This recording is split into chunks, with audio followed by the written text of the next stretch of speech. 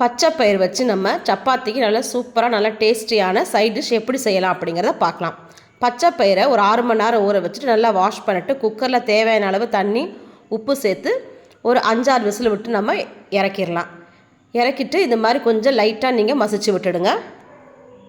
கொஞ்சம் தண்ணி மிக்ஸ் பண்ணி வச்சுக்கோங்க. அதுக்கு அடுத்தது இதுக்கு தேவையான மசாலாவை நம்ம வறுத்து எடுத்துக்கலாம். பட்டை, கிராம்பு, பிரிஞ்சி இலை, ஒரு 1/2 ஸ்பூன் சோம்பு, 1/2 ஸ்பூன் சீரகம், 1/2 ஸ்பூன் மிளகு, 1/2 ஸ்பூன் தனியா, காரத்துக்கு ஏற்ற மாதிரி காஞ்ச மிளகாய் நல்லா வறுத்து எடுத்துருங்க. அடுத்தது கடாயில் கொஞ்சமாக எண்ணெய் ஊற்றி எண்ணெய் காஞ்சதும் கொஞ்சம் சீரகம் போடுங்க. சீரகம் பொரிஞ்சு 2 பெரிய வெங்காயத்தை நல்லா வதக்கி எடுங்க. அதுக்கு அடுத்தது நம்ம எடுத்து வச்சுருக்க மசாலாவை அரைச்சிக்கலாம். அதோட கொஞ்சம் கொத்தமல்லி, காரத்துக்கு ஏற்ற மாதிரி பச்சை மிளகாய், 2 தக்காளி போட்டு அரைச்சி எடுத்துருங்க. அடுத்தது வெங்காயத்தில் 1 ஸ்பூன் இஞ்சி பூண்டு விழுது சேர்த்து அதையும் நல்லா வதக்குங்க. நல்லா கோல்டன் ப்ரௌன் கலர் வந்ததுக்கப்புறம் நம்ம அரைச்சி வச்சுருக்க மசாலாவை அதில் போட்டு நல்லா வதக்கி எடுங்க. நான் இன்றைக்கி காரத்துக்கு குழம்பு மிளகாத்தூள் 2 ஸ்பூன் சேர்த்துருக்கேன். கொஞ்சம் மஞ்சள் தூள் இதையும் போட்டு நல்லா வதக்குங்க.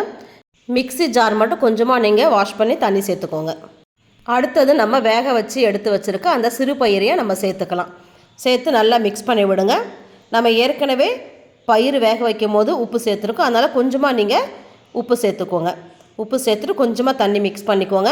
மிக்ஸ் பண்ணிவிட்டு ஒரு 5லேருந்து ஒரு 10 நிமிஷம் நம்ம கொதிக்க வச்சு இறக்கலாம். இறக்கிறதுக்கு முன்னாடி கொஞ்சமாக நீங்கள் கொத்தமல்லி சேர்த்துக்கோங்க. இதை நம்ம இறக்கி வச்சுட்டு பேனில் கொஞ்சமாக நீங்கள் பட்டர் சேர்த்துக்கோங்க.